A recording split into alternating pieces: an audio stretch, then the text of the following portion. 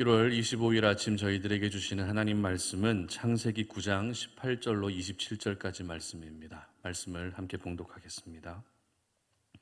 방주에서 나온 노아의 아들들은 셈과 함과 야벳이며 함은 가나안의 아버지라. 노아의 이 세 아들로부터 사람들이 이 온 땅에 퍼지니라. 노아가 농사를 시작하여 포도나무를 심었더니 포도주를 마시고 취하여 그 장막 안에서 벌거벗은지라.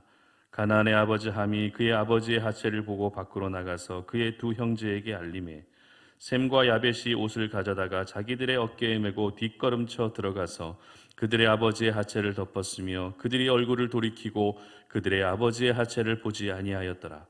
노아가 술이 깨어 그의 작은 아들이 자기에게 행한 일을 알고 이에 이르되 가나안은 저주를 받아 그의 형제의 종들의 종이 되기를 원하노라 하고 또 이르되 셈의 하나님 여호와를 찬송하리로다. 가나안은 셈의 종이 되고 하나님이 야벳을 창대하게 하사 셈의 장막에 거하게 하시고 가나안은 그의 종이 되게 하시기를 원하노라 하였더라. 아멘. 죄는 멀리 있지 않다라는 제목으로 말씀 전합니다. 이제 대통령 선거가 채 50일도 남지 않았습니다. 무엇보다 하나님을 경외하고 하나님을 인정하고 하나님의 나라를 대적하지 않는 그런 지도자가 뽑혔으면 좋겠다라는 생각이 드는데요. 국민들이 생각하는 현 정부에 대한 가장 아쉬운 점, 바로 부동산 정책이 아닐까 생각이 됩니다.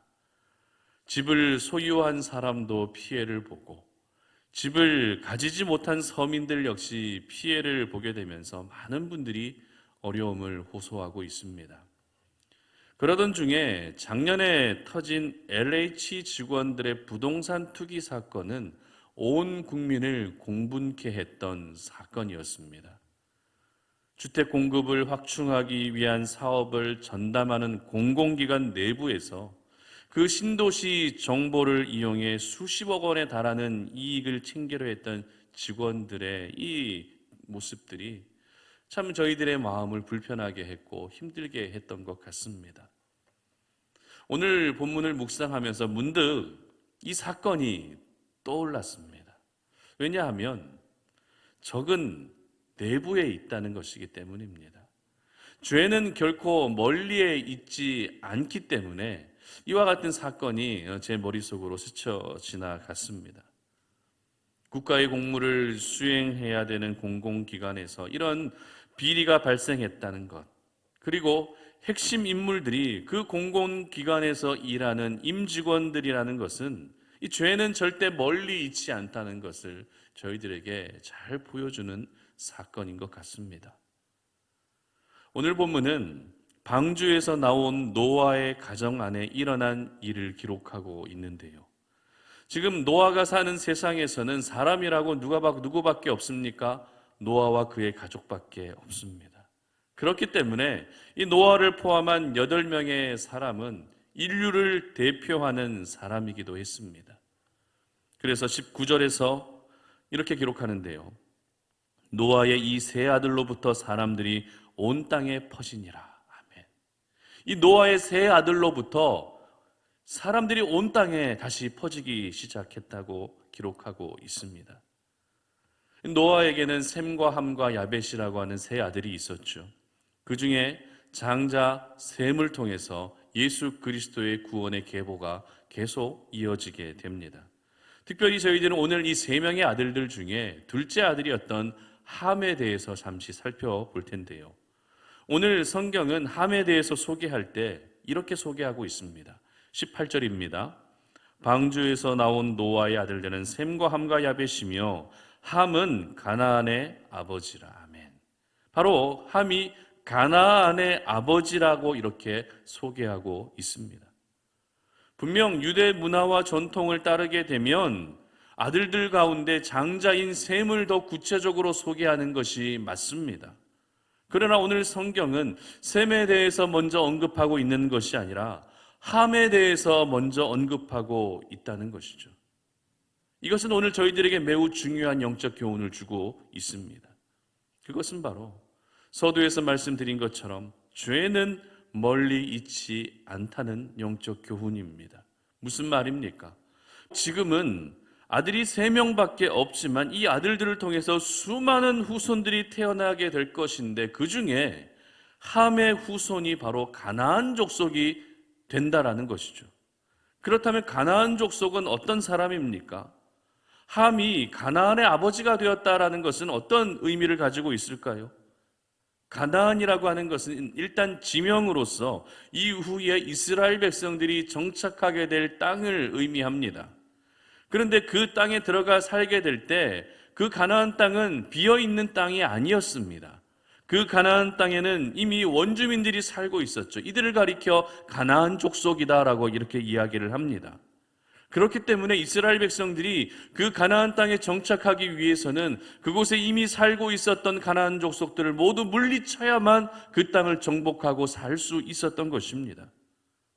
그리고 가나안 땅에 정착했다 할지라도 여전히 남아있던, 그 땅에 여전히 남아있던 가나안 우상 숭배 문화로 인해서 선택받은 이스라엘 백성들이 얼마나 많이 하나님을 배신하는 일들이 일어나게 되었는지 우리는 잘 알고 있습니다. 그러므로 이 가나안은 선택받은 백성들이 싸워 이겨야 할 대상이었습니다. 다시 말해 가나안은 죄를 상징하는 것이기도 하고요, 세상을 상징하는 것이기도 했습니다. 약속의 땅 가나안이라고 해서 항상 좋은 것들만 우리가 생각하는 것이 아니라 그 가나안 족속들, 가나안 땅에 이미 머물러 살고 있었던 그 가나안 족속들은 죄를 상징하는 것이고 세상을 상징하는 것이었습니다. 이처럼 하나님께서는 당신의 백성들이 살아가는 데 있어서 가장 경계해야 할 가나안을 이렇게 언급하심으로써 끝까지 싸워서 이겨내야 한다는 것을 말씀하고 계셨던 것입니다.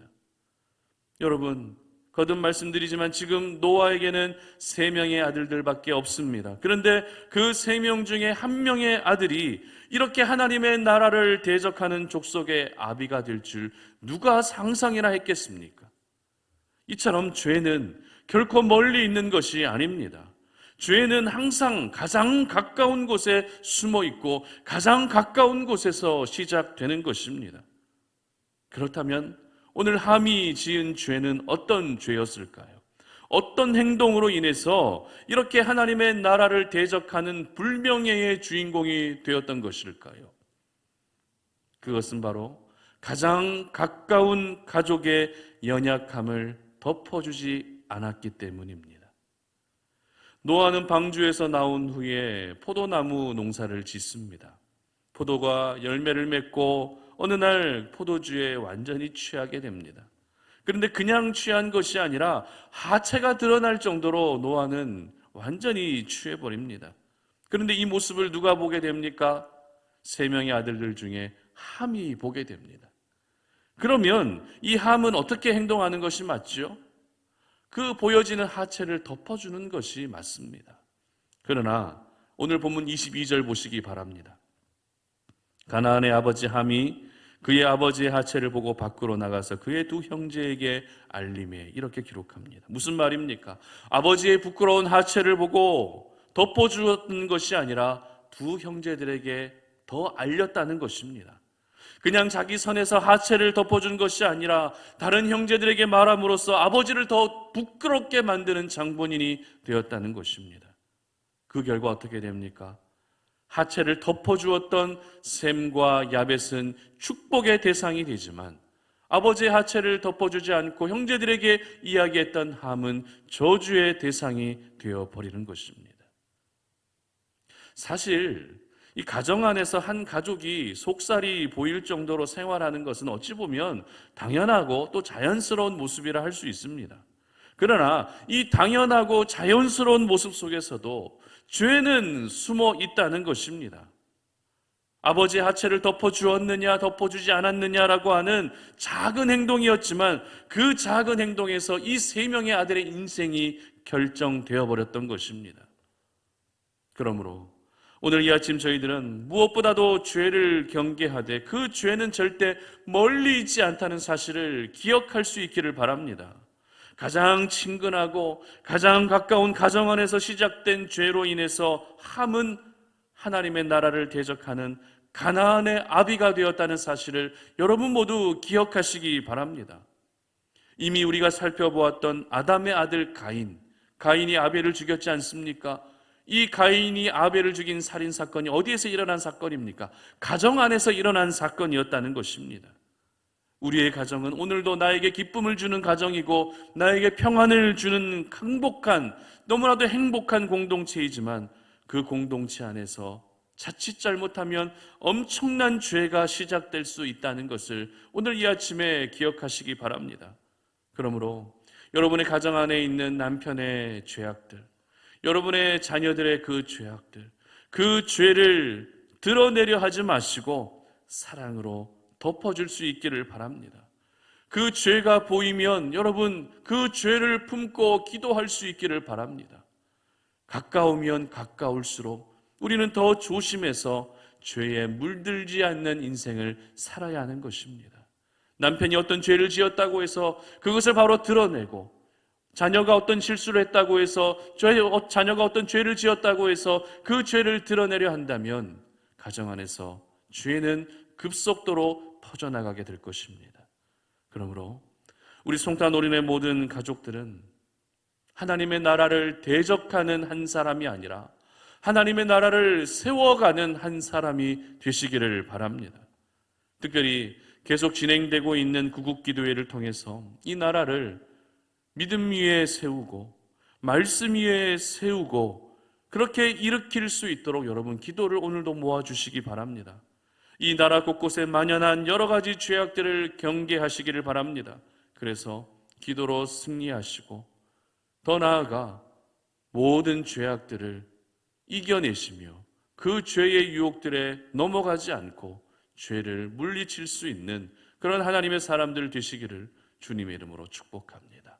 함께 기도하겠습니다. 하나님 감사합니다. 오늘 이 아침에 우리가 주의 말씀을 통해서 이렇게 죄는 결코 멀리 있지 않다는 사실을 우리의 마음 깊이 새기며 나아갑니다. 하나님, 죄는 멀리 있지 않기에 오늘도 가장 가까운 사람들과 만나며 가장 친근한 사람들을 만날 때 특별히 더욱더 죄를 경계할 수 있는 저희들 되게 하여 주시옵소서. 가정 안에서 나의 가족들의 그 허물과 죄를 드러내는 것이 아니라 덮어주는 인생을 살게 하시고, 그래서 내 가정 안에서 절대 죄가 시작되는 일들이 생기지 아니하도록 우리 하나님 도와주시옵소서. 감사드리며 예수님의 이름으로 기도드립니다. 아멘. 오늘 이 아침에 우리가 기도할 제목은 이 나라의 정치와 경제를 위해 기도하는 날입니다. 대통령 선거를 위해서 꼭 기도해 주시고요. 앞에 보여지는 기도 제목을 보시면서 기도해 주신 후에 우리 송탄 오륜교회와 그리고 평택 송탄 지역을 위해서도 기도해 주시기 바랍니다. 다 함께 기도하도록 하겠습니다.